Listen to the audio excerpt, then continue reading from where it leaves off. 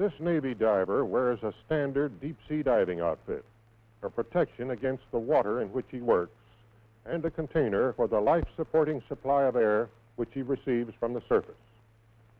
Safety and efficiency require that the diver be thoroughly familiar with the construction, assembly, and use of his diving equipment. This film will show how the many parts of the standard deep-sea diving outfit are assembled, a process called dressing the diver. The standard deep-sea diving outfit is composed of the dress, helmet, and the breastplate, which together form a watertight enclosure surrounding the diver. The weighted belt and shoes used for overcoming the positive buoyance of the inflated dress, and the system of valves by which the diver regulates his air supply. Assembling these parts correctly is vital to the diver's safety, and thus, prior to dressing the diver, each must be inspected and tested. First, visually inspect the diving dress. Examine the fabric for tears, worn spots, or loose patches. Check the rubber collar for torn spots or excessive wear, especially at the stud bolt holes. Make sure that the leg flap lacings are in good condition and not worn to the breaking point. If any defects are found, place the dress aside for repair and select another dress of satisfactory condition.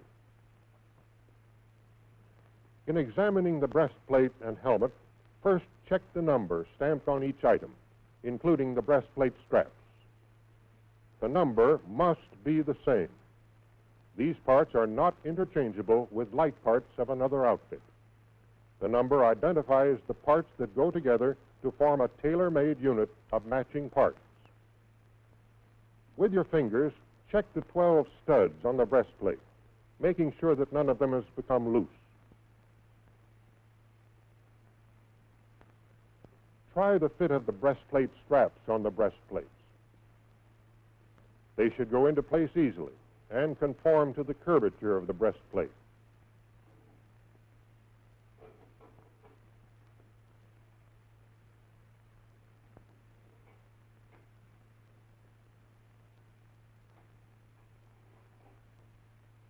Notice that to avoid mix-ups, the front straps are clearly labeled.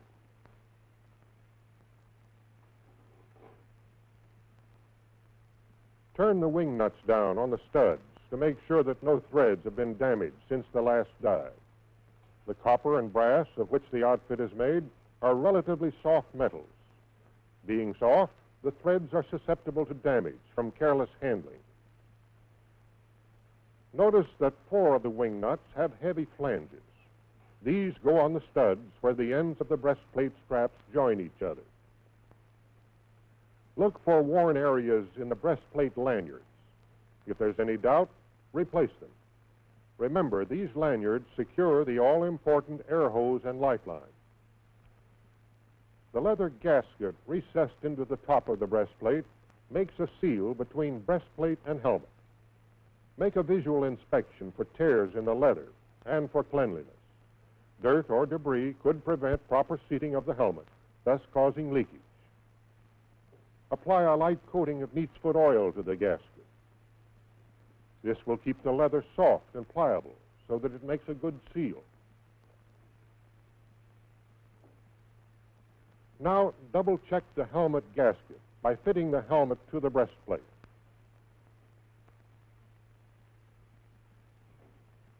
It should turn into place easily, but with some resistance. The helmet faceplate should face directly forward. And the safety latch on the breastplate should line up properly with the dumbbell on the helmet. Check these for security and proper operation. Take a close look at the helmet ports, especially for cracks or dirt. Clean them if necessary. Underwater visibility is seldom good, and dirty ports would further reduce the diver's vision. The faceplate is the only viewing port that opens. Check the condition of the rubber gasket and the operation of the hinge and swiveled wing nut which clamps the faceplate against the gasket. Make sure the cotter pin is in the hinge pin and secure. The two goosenecks at the back of the helmet are extremely important. This one admits the diver's air supply, and this one secures his combination lifeline and communications cable. Be sure they have not been knocked loose and that the threads are clean and undamaged. No part of the testing and inspection operation is more important than the attention given to the diver's air valves. Let's begin with the two valves built into the helmet. First, the exhaust valve. Check the operation of the hand wheel. It should turn freely. Operate the exhaust valve chin button. It should depress easily and return immediately when released. Pull the chin button upward, as the diver occasionally does with his lips, to make a temporary adjustment in his buoyancy. Again, it should work easily and return when released. Operate the chin button in this manner several times. Remember, the correct operation of his exhaust valve is important not only to the diver's efficiency, but also to his safety. Next, the spit cock at the left side of the helmet. This is a secondary exhaust valve and is used to make minor adjustments in the diver's buoyancy. It's a simple sleeve valve. The only test necessary here is to operate the lever, making sure that it has enough turning resistance to remain fixed at any setting. Now, let's look at the remaining two valves, each concerned with air supply. The air control valve regulates the amount of air admitted to the diving dress. Again, the regulating hand wheel should turn freely so that the diver has no difficulty in making adjustments in his air supply. However, it must not be loose. Enough resistance must be felt to prevent an accidental bump or blow from turning the hand wheel and thus altering the diver's buoyancy. Make sure the cotter pin is in place to prevent the hand wheel lock nut from backing off. Each of the male threads machined into the body of the air control valve must be clean and free of distortion. Check the link and eye pad used to secure the valve to the breastplate. Excessive wear or damage is seldom found, but be sure. The last of the valves is the safety air non-return valve, usually referred to as the non-return valve. Remove it from the gooseneck at the rear of the helmet and check the condition of the threads. You'll remember that the non-return valve is a spring-loaded one-way valve. Air can pass through it into the helmet, but it cannot travel in the opposite direction from the helmet back into the air hose. Check this by blowing a mouthful of cigarette smoke into the end of the valve that has the female thread.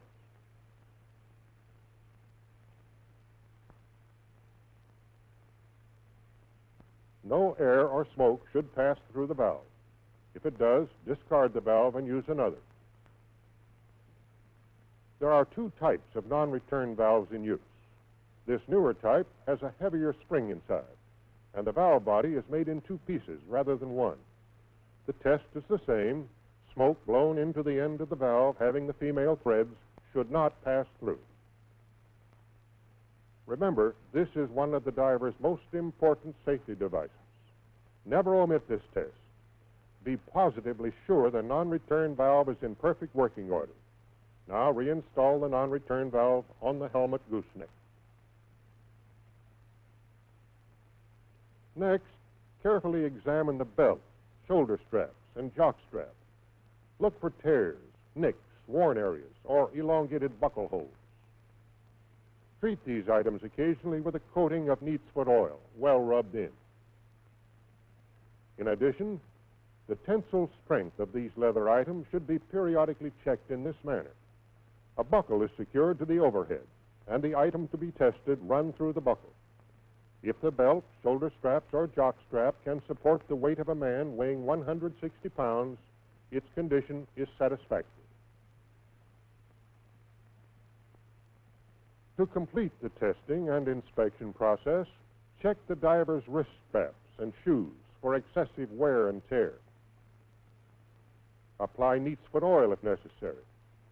Be sure the shoe lacings are not frayed where they pass through the eyelets. If there's any doubt in your mind about the condition of any item of the diver's equipment, check it out with the diving officer or diver in charge. It's better to ask a question than to take a chance on the safety of a human being.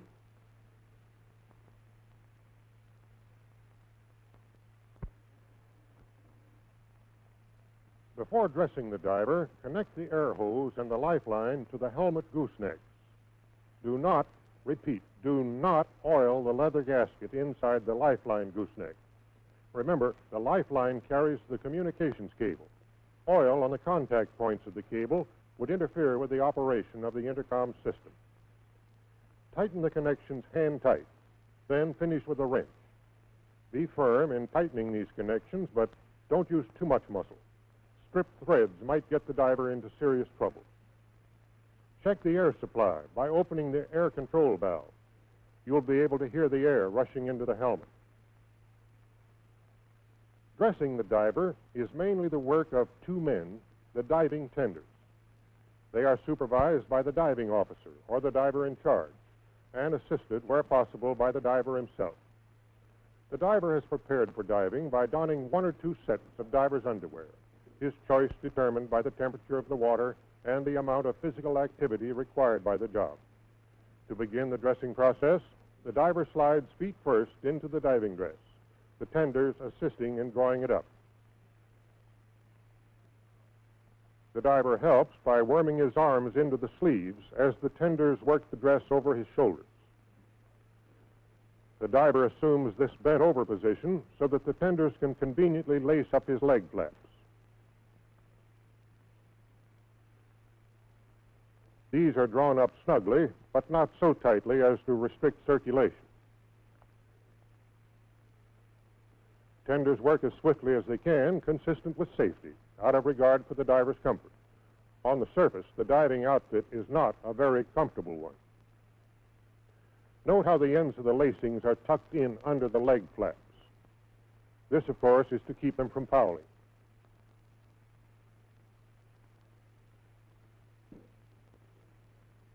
Tenders steady the diver as he steps into his shoes.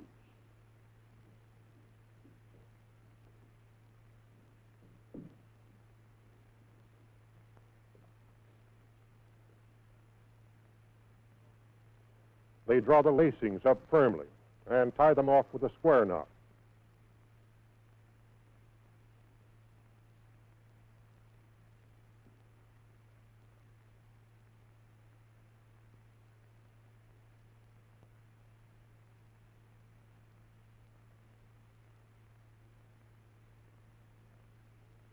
Straps go over the ends of the lacing, again to avoid fouling.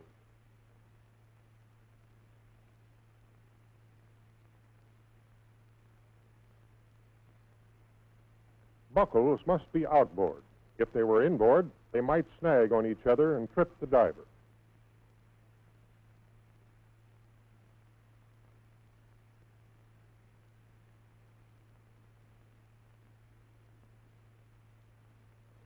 Next, the helmet cushion, the horse collar, as divers call it. This is an optional item. Some divers use it, some don't. All divers, however, should learn its use.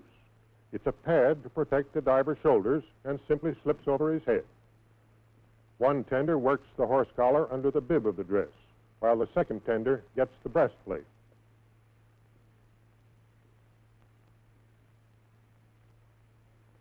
Now, the breastplate goes over the diver's head, carefully.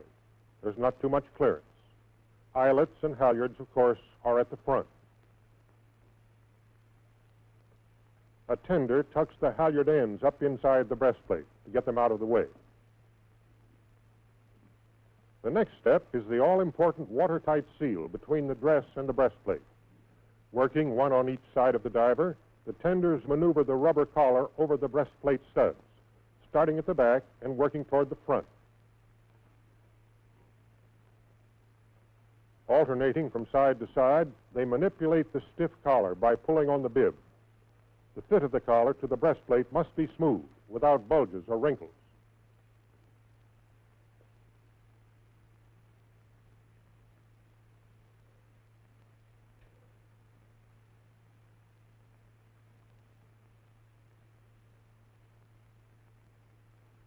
A copper washer goes over the bottom front and bottom rear studs and over the top right and top left studs. These distribute the pressure under the joints between the breastplate straps to prevent gouging and chafing of the rubber collar. Next, the breastplate straps. These are custom fitted in the manufacturing process. Each of the 4 straps must be placed in its own particular position. Getting them in the right place is easy. The front straps are clearly marked. The tenders now install the 12 wing nuts on the breastplate studs, being sure the flanged wing nuts are over the strap joints, and hand tighten each one.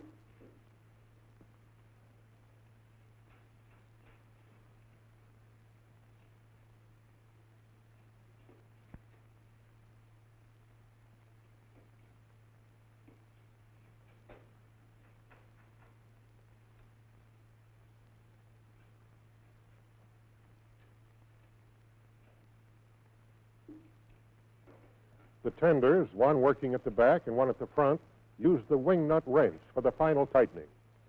Notice the grasp the front tender has on the top opening of the breastplate. This is to protect the diver's chin, as the torque of tightening the wing nuts causes the breastplate to tilt and twist.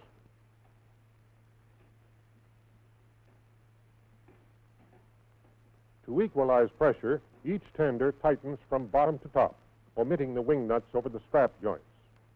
These 4 wing nuts are tightened in this order: bottom front, bottom rear, and the 2 top ones at the same time. As a double check, in the interest of safety, one tender now tries each of the 12 wing nuts with his wrench to be sure that none has been skipped.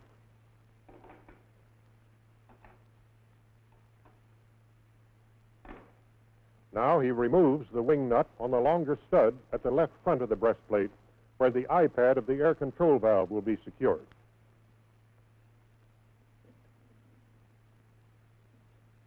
The installation and tightening of this wing nut cannot be omitted. Repeat, cannot be omitted.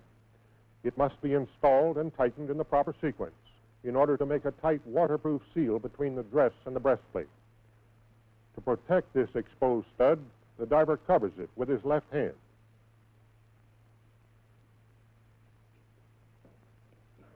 It takes both tenders to carry the 84-pound belt. Each holds an end and a shoulder strap, being careful to grasp the strap close to the belt. If they were to take a higher grasp on the shoulder strap, the heavy belt would tend to swing like a pendulum and might knock the wind out of the diver. The tenders place the belt around the diver's waist with the buckles at the rear. They lead the shoulder strap so that they cross at the bottom of the front lower stud, pass outside the top stud at each side, and cross again at the bottom of the rear lower stud. This keeps the belt from shifting while the diver works. Each tender now secures one of the shoulder straps, passing it through the appropriate buckle attached to the belt weights in the rear. One tender fastens both the belt buckles.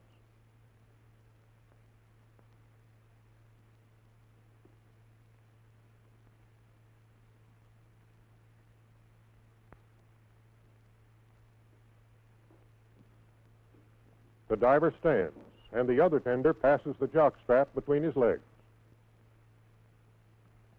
Pulls it comfortably tight as the diver bends and straightens to check the fit.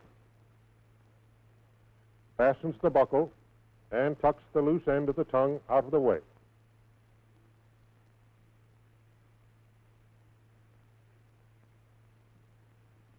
Each tender buckles on one of the wrist straps firmly, but not so tight as to restrict circulation. The inflated suit tends to elongate. The wrist straps keep the diver's hands seated in the gloves.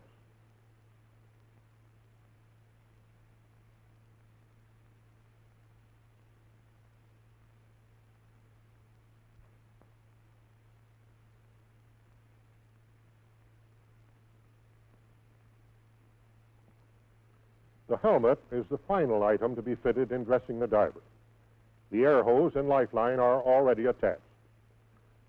To keep these out of the way, the tender leads the air hose over the top of the left port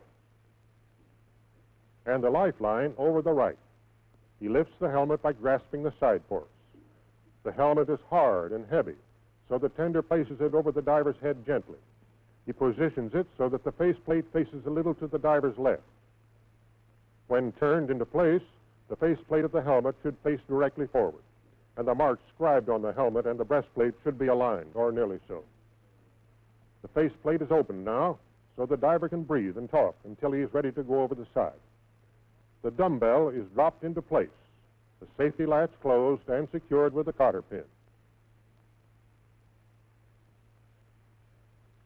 The air hose is passed under the diver's left arm, and a tender slips the iPad of the air control valve over the long stud of the breastplate. He reinstalls the wing nut now, using the wrench to tighten it firmly.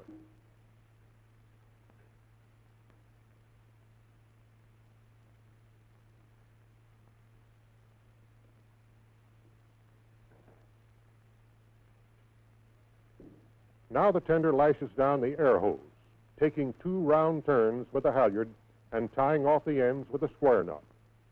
In doing this, the tender takes care to ensure that the air control valve hangs conveniently to the diver's left hand for easy adjustment.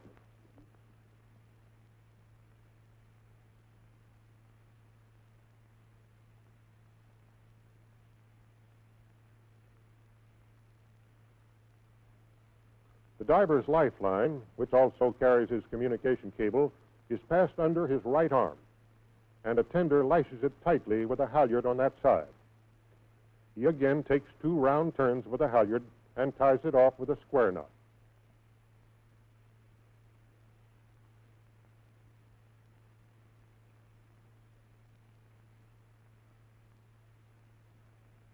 And now, a last-minute check on the diver's intercom. Topside, Red Diver. How do you hear me? Red Diver, topside. Hear you loud and clear. How me? I hear you the same. The diver closes his exhaust valve all the way, then opens it by giving the hand wheel 2 1/2 turns. He'll adjust the air control valve as soon as he's submerged on the diving ladder. The final step in dressing the diver comes when the diver feels that all is ready and gives this signal. Button her up. The tender closes the faceplate, winds the wing nut down finger tight, and uses the wing nut wrench to secure it tightly. The dressing of the diver is complete, and the diver is ready to go to work. 2 men tend the air hose and lifeline immediately in front of the diver to steady and support him as he moves cumbersomely in the heavy working uniform of the deep-sea diver. In his working environment under the sea, the diver is always conscious of the importance of his equipment. His gear is well designed and well made. The assembly of the gear around the man, or dressing the diver, is equally important to the diver's efficiency, to the accomplishment of the Navy's business, and to the safety and welfare of the man who wears the gear.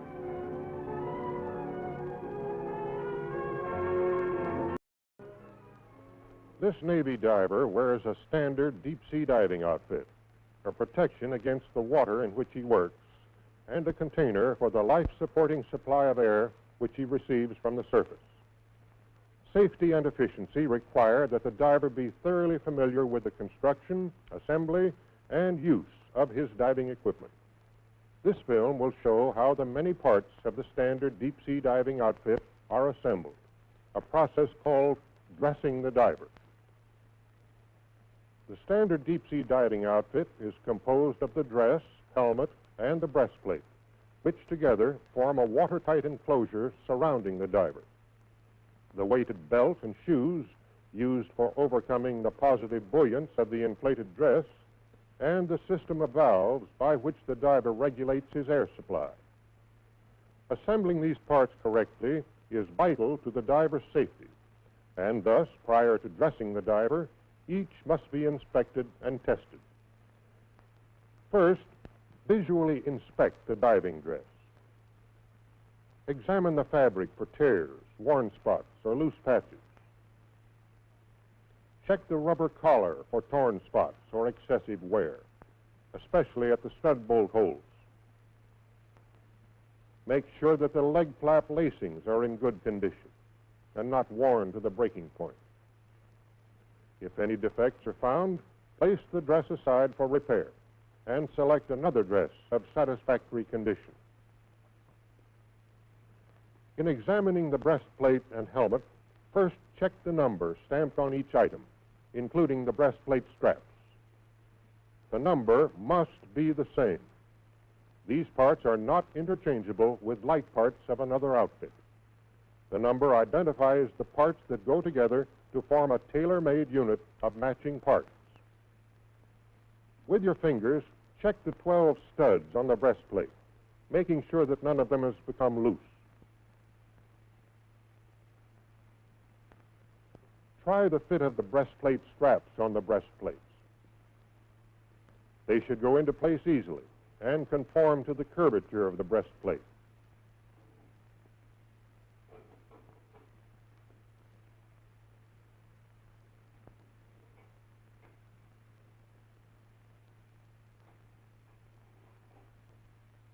Notice that to avoid mix-ups, the front straps are clearly labeled.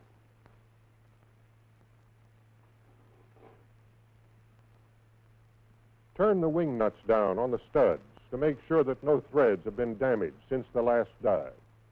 The copper and brass of which the outfit is made are relatively soft metals.